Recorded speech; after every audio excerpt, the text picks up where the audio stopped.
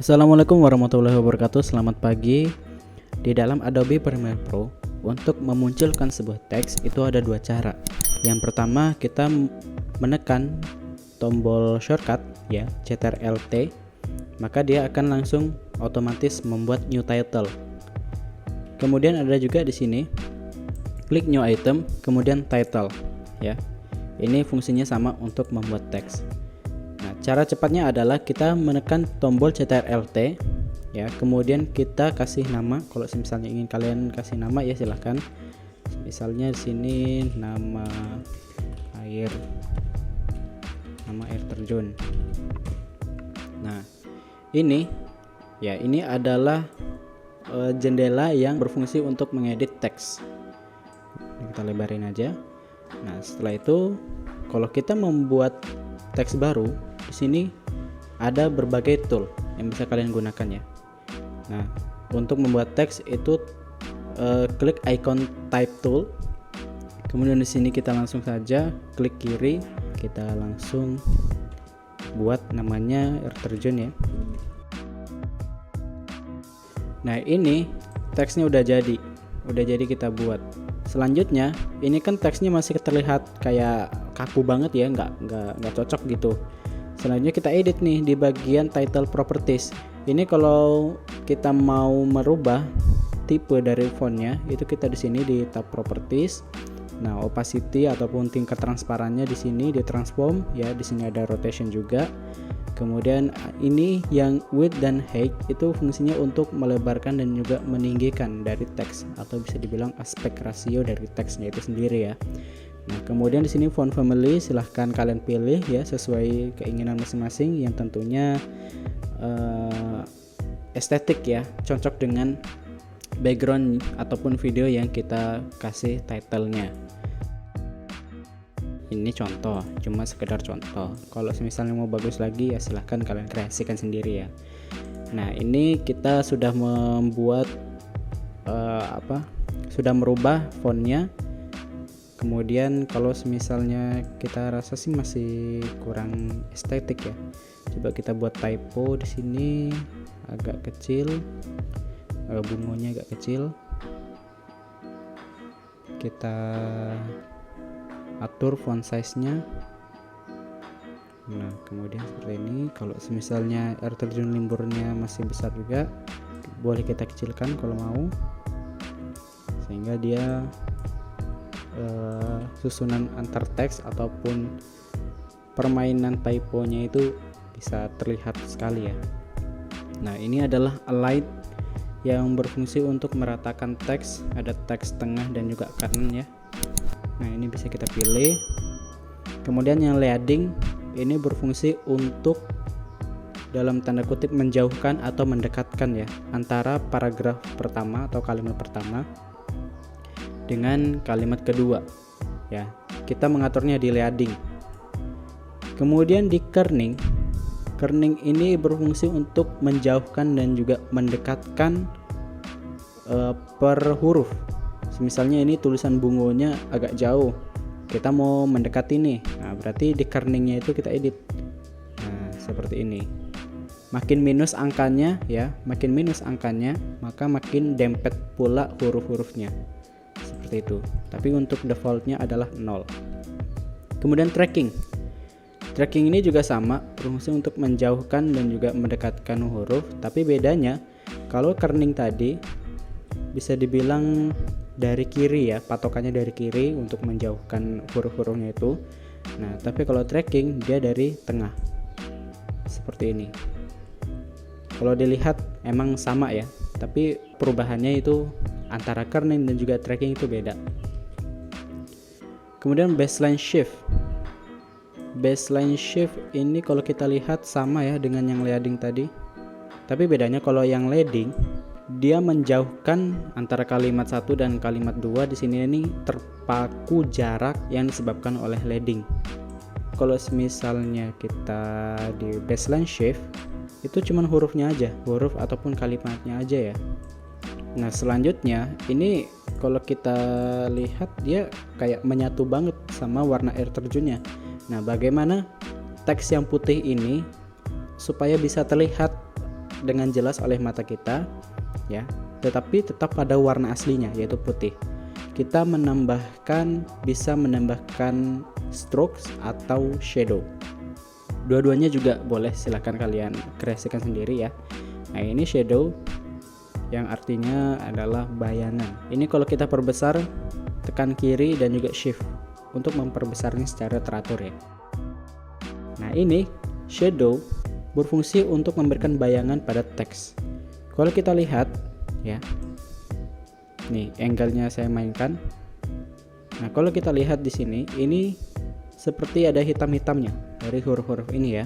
Nah, ini berfungsi untuk menjelaskan teks yang warna background sama warna asli teksnya itu sama. Ini kan warna teksnya putih, sedangkan backgroundnya juga putih. Nah, kita beri shadow supaya ada pembatas antara background dan juga teks. Nah, supaya mata kita tetap bisa jelas melihatnya dan juga bisa kebaca teksnya. Kalau misalnya penambahan shadow ini kurang, kita bisa menambahkan outer stroke. Bedanya outer stroke dengan inner stroke itu bisa kita lihat di sini ya. Kalau kita tebalkan yang inner stroke, maka dia akan menutupi fill, warna isi dari teks ini ya. Nah, teks ini yang R7 Limbur ini itu kan warna fillnya putih. Nah, sedangkan yang inner stroke itu dia menutupi garis-garisnya, itu kalau kita tebalkan dia menutupi dari warna fill. Nah, sedangkan yang outer stroke memberikan garis di luar. Ya, kalau misalnya kita tebalkan garisnya itu dia tidak akan menutupi warna fill. Ya, dia akan menyambung ke huruf-huruf berikutnya ataupun ke huruf yang di dekatnya gitu ya. Nah, seperti ini. Nah, seperti ini ya. Itulah perbedaan antara inner stroke dan outer stroke. Jadi jangan sampai salah dalam mengartikannya ya.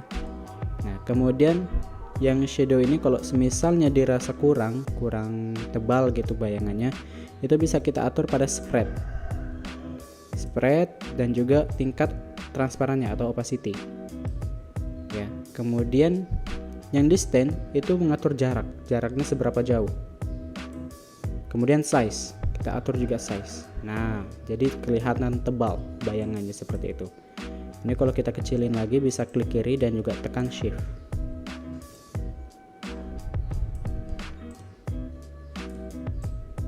Nah, kemudian di sini yang align tuh beda ya antara align yang satu ini dengan yang line text. Jadi line ini berfungsi untuk mengatur teks keseluruhan. Kalau kita klik yang center ini ya, ini horizontal center, kemudian ini yang vertikal, nah, maka dia akan mengatur keseluruhan teks ini berada dalam pertengahan frame. Nah, selanjutnya kita pewarnaan pada video. Pewarnaan pada video itu bisa kita lakukan dengan di tab effects. Itu kita bisa klik lumetri. Ya, di sini banyak sekali pilihan warna-warnanya. Kalau kita ingin mengeditnya itu lebih fleksibel di lumetri color. Ataupun kalau mau yang lebih khusus lagi, kita bisa pergi ke tab color yang berada di samping editing ini. Nah, di sini dia langsung terpasang ya. Kalau misalnya kita hapus dulu. Ini kita hapus. Nah, kita pilih yang footage ini, terus kita edit di sini, itu dia langsung terpasang yang namanya efek lumetri. Nah, otomatis dia. Jadi nggak perlu kita drag and drop lagi. Kita langsung mengedit warna di bagian color ini. Secara otomatis dia langsung terpasang. Nah, ini kita ingin memberikan warna lebih lebih cold gitu, lebih dingin. Soalnya kan ini air terjun ya, pasti suasananya lebih dingin gitu. Nah, misalnya ini kita pilih yang Alexa V3 ya. Kemudian ini temperatur untuk mengatur gambar ya. Kalau misalnya gambarnya itu lebih dominan ke merah, itu berarti hangat. Tapi dominan ke biru itu berarti dingin, sejuk ya. Kemudian tinta ini bisa dibilang default aja ya, soalnya dia menggeser warna hijau dan juga warna magenta. Nah, menggeser ke warna hijau dan juga magenta.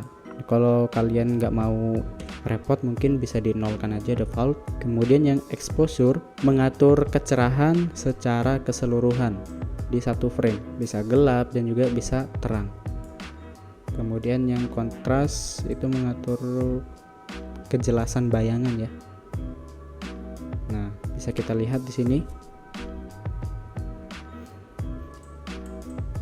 Ini kalau kita naikkan kontrasnya, maka dia bayangannya semakin hitam. Nah, dan juga warnanya semakin tajam ya. Ini kontras.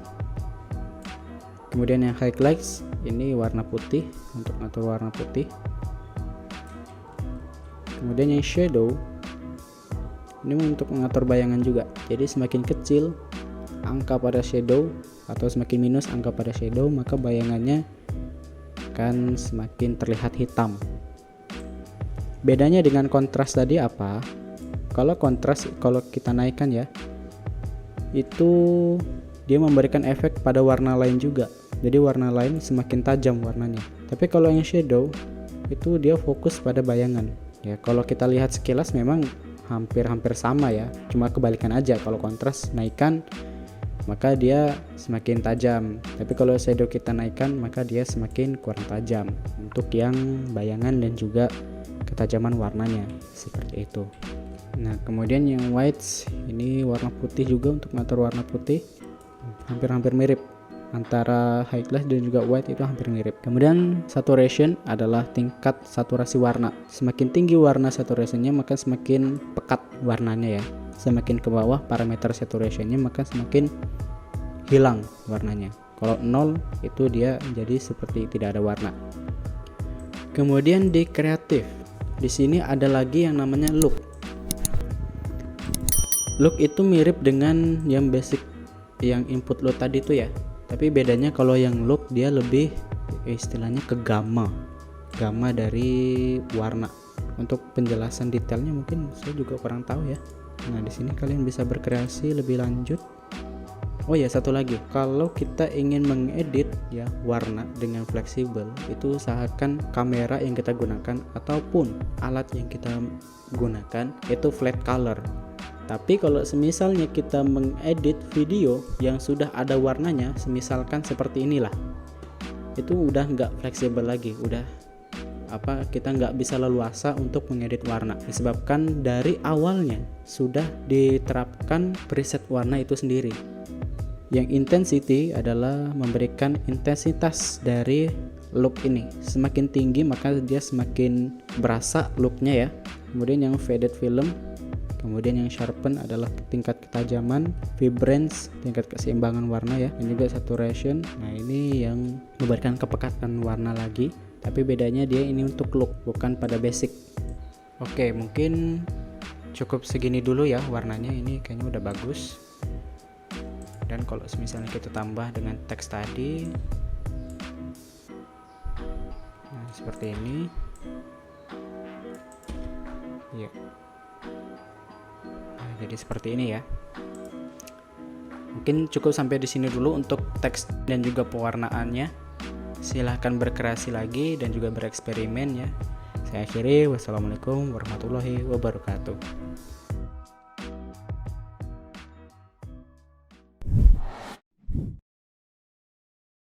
If you don't stop calling, then I can't let go. When you're drunk, can't say that you need me close. Please don't